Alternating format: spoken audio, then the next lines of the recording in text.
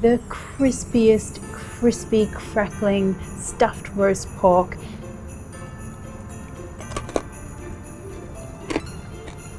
I mean, that crunch, can't argue with that.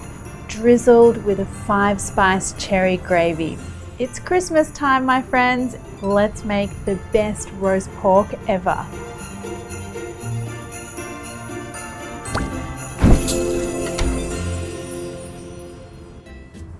It's holiday season time, and let me just take the burden off that stress about what are you going to make, will it turn out, how am I going to impress like Aunt Mary and Uncle Joe.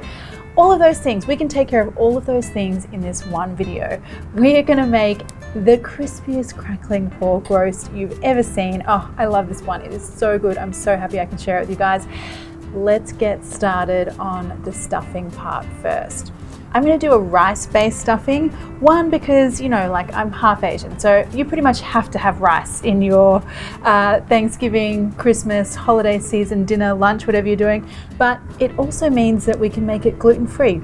So if you've got some people that need gluten-free, this is a good stuffing for them. All right, the rice and a whole piece of star anise. And it's all these little details, these little bits and pieces of flavors and aromas that are really going to make the difference here. So in that goes, and some chicken stock. Just stir that. And then once that chicken stock is bubbling away nicely, just turn the heat down, put the lid on, and there's not much rice in there, so it's literally going to take like 5 minutes. So one of the things about having a whole bunch of people over, family, friends, friends of friends, someone's second cousin, is that you never know when allergies are going to be an issue. So one of the great things about this stuffing is that it just happens to be gluten-free, as long as you make sure that you're using gluten-free soy sauce, also known as tamari. So in the meantime, let's do the rest of our filling flavorings. And I'm going to start off with some very thinly sliced pancetta that I have here. Now I just want to see how much fat comes out of that pancetta before I add in any oil. Now I'm not getting too much fat out of there, so I'm going to add a little bit of oil. And some onions. And some garlic. Just give that mixture a few minutes for that onion to get really nice and soft and sweet, and for that pancetta to impart all of its porky goodness. So this is looking good. Just empty that out to a bowl. Now let's have a check on our rice. Star anise is already making my kitchen smell beautiful. Now just take the star anise out. Just use a fork to fluff up that rice. And now tip that in with your bacon. I'm going to season with some soy sauce. And give that a good mix. Now I need to let this cool down before I add the rest of my ingredients. So I'm going to pop it into the freezer for a good 10 minutes or so. So in the meantime, let's talk about our pork. Crispy crackling. Now it is one of those pressure points for a roast pork at home, and there is nothing worse than having a really soggy piece of pork skin on your roast pork, particularly when you're celebrating and you're trying to impress people and you know you want cousin Martha to think you're the most amazing cook ever. So break it down. Follow all the steps. Everything is really crucial here. Now for me, pork belly is like the ultimate piece of pork. It's juicy, it has beautiful skin that's just waiting to be crisped up. I want you to have a look at your pork though when you're buying it. So you want a really nice hefty piece. This is about 2 kilos, and have a look at the fat. Not all pieces of pork belly are created equal. You want a nice layer of meat, just a little bit of fat in there.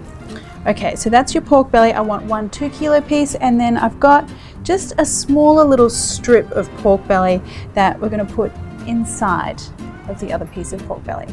You'll see what I mean. First off, we want to create the kind of base for getting our really super crispy crackling. To do that, I'm going to need a ruler, and then my weapon of choice here is a Stanley knife. So I find even my knives at home just aren't kind of sharp enough to get in there and really get some nice score marks. So I always use a Stanley knife for that. And before you cut into that skin, I want you to have a look at the piece of pork belly that you've got and have a look at which way you want to roll it. Now I want a nice long piece, so I'm going to roll mine this way, and that means I want the score marks to go across like this. All right, so I've got that set up.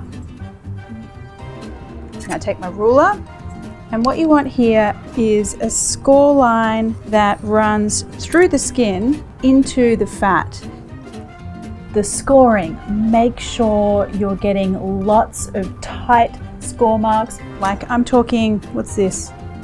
A centimeter along. Don't leave it up to the butcher or your supermarket, which usually only puts about like a score every inch of the way along. That's not enough, trust me on this one. The whole idea here is that scoring the skin and the fat means that we're going to get a better render of the fat. So the fat's going to render out underneath the skin. The skin's going to get crispy and you're going to be left with just crispy skin and beautiful pork belly meat. And you want a thin enough separation that when you go to slice, it's very easy to slice into thin or thick pieces. You'll see how that works at the end, but a centimeter, my friends, that's what you want. Okay, so flip your pork over and then take that little random long piece of pork that I've asked you to get and just measure it out in here. Just see if it's long enough to fit the length of that pork belly. Mine's a little bit too long, so I'm just going to cut this extra off. And then I don't want the skin for this middle part, so I'm going to just make a little cut in here and then just wiggle that skin along your knife to take it off. Now the other crucial element to making a success of this roast pork is salt. Salt and thyme, I would say, the two most crucial things. So I want to be properly, this is a big hunk of meat, so I really want to be making sure I'm getting a lot of good seasoning in here. So I want to season the meat side of the pork. So there are times probably when you want to be trying to avoid salt. This is not one of them. If you want crispy pork crackling, you're just going to have to deal with the salt. Okay, so my stuffing is nice and cool. I'm going to add in an egg, and the egg is going to act like a binder for everything. It's kind of the job that, you know, the breadcrumbs would do in a regular kind of stuffing.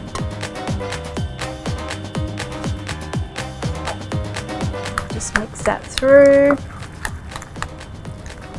Now to amp up the flavor completely, I want to add in some herbs. I've got some coriander, some spring onion, and then one little ingredient that's going to add a whole bunch of wow. You'll see it just perfumes the whole pork, and that is some lemon zest.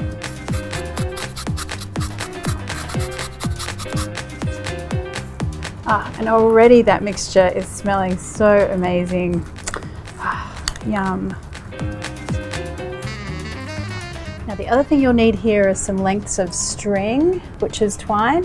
Now before I do anything else, I want to get my string all set up and in position. So I just hook that under, and about there will do. I want to make sure that string is really giving our piece of pork a lot of support. So I'm going to use quite a few pieces here. Now you want to get this tasty stuff all over your piece of pork. Spread it out, make sure you've got a nice even layer.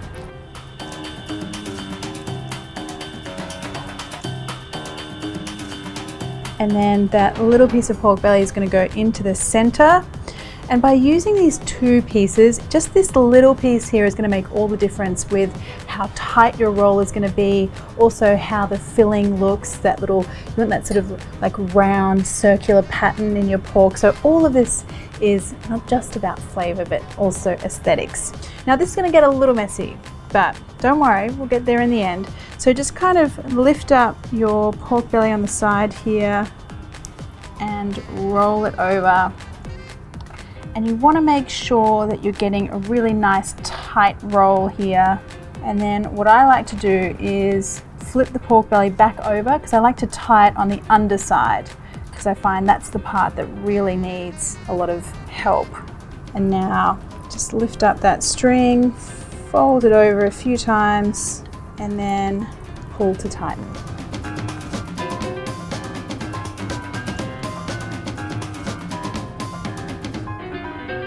tidy all this up by cutting off that excess string. And would you look at that, already a work of art. Sometimes it's just such a joy making beautiful things in the kitchen. Now transfer that to a tray. Now I did say that salt was one of the most important things for the success of this dish, and the other thing is moisture or lack of moisture. So I really want to get that skin really nice and dry. Pat it down. Moisture, it is the enemy of anything crispy. Crispy chicken skin, crispy pork skin, anything. So make sure you get it really dry. So get in there like towel dry with some paper towel, and make sure it is super bone dry. I can't even emphasize it enough, dry. And then salt goes all over that skin. I really want to get in there and rub it in all of those cracks. Okay, and to give this salt time to work its magic, we need at least 2 hours, or overnight in the fridge would be even better, uncovered, because that air all around the outside of that pork is going to dry the skin out. The salt is going to draw out the moisture as well. It's all going to work to help us with our crispy crackling.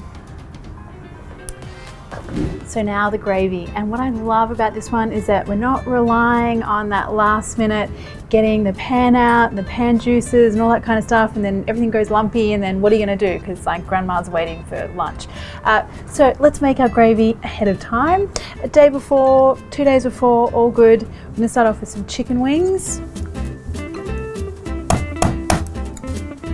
All right, so a big giant Asian cleaver is like not totally necessary here.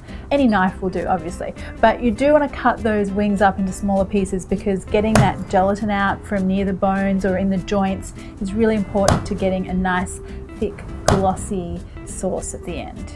I'm just going to add some oil into a pan to get everything started, and in goes my chicken. Now a little pinch of salt here. I want to get these chicken pieces a nice sort of golden brown color. You could roast these in the oven as well. But I always find around like Christmas time or when I'm entertaining, oven space is such a premium. So I like to keep that free.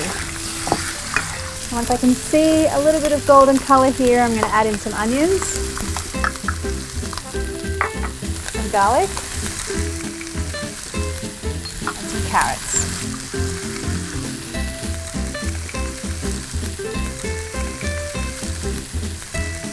Now here's where we start to make things a little special with some Asian flair.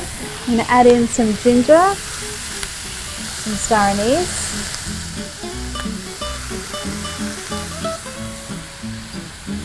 we want some Chinese 5-spice, and just this little dash of spice here is really going to give us a beautiful background flavour in this gravy.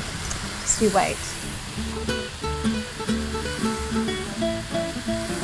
And then to add some sweetness and a little bit of an interesting flavour, I like to use a dark cherry jam.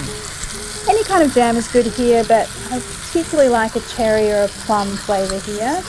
And for some colour and some extra oomph, I'm going with a Chinese char siu sauce. You can find that in the Asian section of a lot of supermarkets now, or from your Asian grocer. Give all of that a mix. Now deglaze the pan with a little bit of Chinese cooking wine. This adds a really lovely fragrance and aroma, but of course if you want to leave this alcohol free, just leave it out. Now I want to season with some soy sauce. Again, if you're doing gluten-free, make sure you're using tamari or a gluten-free soy sauce. And now you want some chicken stock here too. We're starting off with quite a lot of stock here, a lot of liquid, but we're going to reduce it down so it gets really nice and intense. Now bring this up to a gentle simmer and then let it do its thing for about an hour and a half.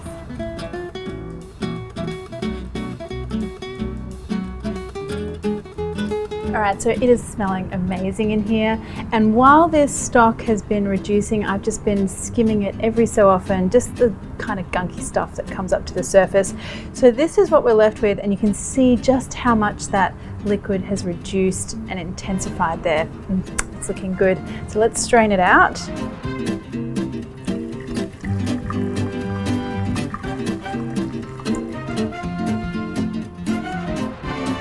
And then press down on all of those solids. We don't want to waste any of that liquid in there. It smells so good. Now, we're not quite finished yet. Pour that into a smaller saucepan. Just bring that to a little bubble. And now to thicken everything up, make it really super glossy, I'm going to add some corn flour. Just whisk that in. Okay, and then just like magic, look at that. We have a beautifully thick, deep colored gravy. And let me see how it tastes. Oh, wow. The complexity of flavor in that is so amazing. You have that beautiful hint of Chinese 5-spice, a little bit of sweetness from the jam and the char siu sauce. Just perfect. Well, not quite perfect. I'm gonna add a little bit of salt here. And that can be just kept in the fridge until you're ready to serve. Just heat it back up on the stovetop and you're ready to go. So growing up in a half Thai, half Australian household meant that traditions kind of got a little bit confused, fused. And whenever we're cooking special occasion dishes in my house, it tends to be a little bit Australian, a little bit Thai, a little bit Asian. We don't discriminate. We are happy to have everything in the one dish. So that's why, of course, my roast pork has things like star anise in the stuffing, soy sauce, Asian herbs, and I'm flavoring my gravy with things like char siu sauce and ginger. I think it makes something really beautiful. You guys tell me. Okay, so thyme and salt and the fridge have worked their magic, and let's have a look here and you can see the moisture literally sitting on top there that's come out of the skin, and we want to make sure we get rid of that. So give this guy a really good toweling down. Now pop your beautiful specimen here into the oven, 20 minutes, really high heat, and then an hour and a half at a slightly lower heat. Times and temps are on the recipe on my website.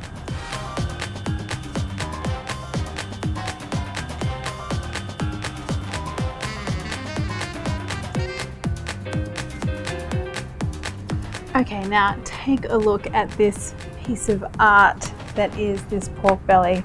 Oh.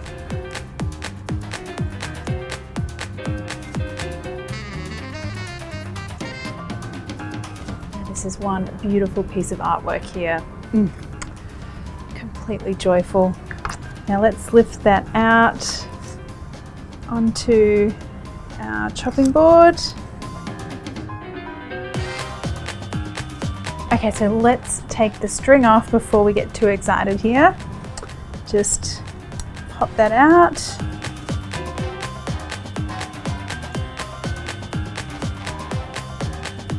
So now let's get in here and slice this guy open. Now, because we went to the trouble of doing our score lines only a centimetre apart, we've got plenty of opportunity here to slice.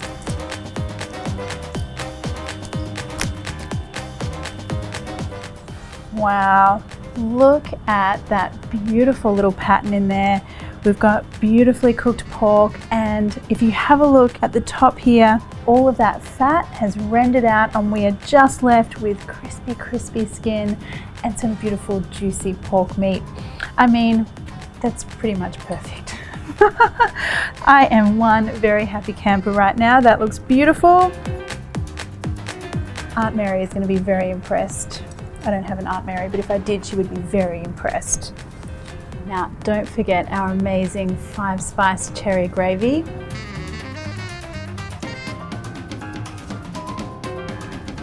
Let's have a look and see, shall we? Such a good sound.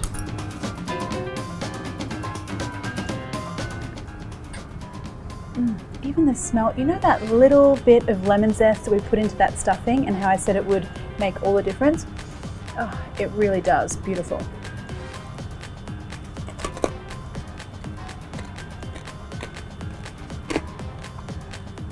I mean, that crunch. Can't argue with that.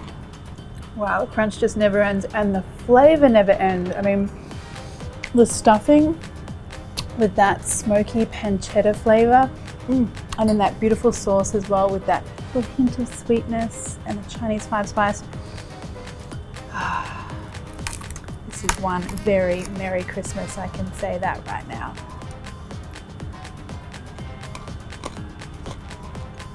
Alright, so I just had to eat some more pork again because I wanted an excuse to eat more pork. But you know what I love about this? It's a total mashup of like Asian crispy roast pork, which you find in, you know, Chinese restaurants, and a really beautiful home style English pork roast, I guess. I mean, it doesn't really matter. Asian, Western, English, Chinese, a little bit Thai, I don't know. It just tastes really good and crunchy. Listen to that crunch. The crunch that never ends. So good. Hey friends, I hope you enjoyed that very Merry Christmas special. And the good news is that I've got more delicious holiday stuff to cook for you guys. So come back next Saturday and watch the next very Merry Christmas special episode. See you then.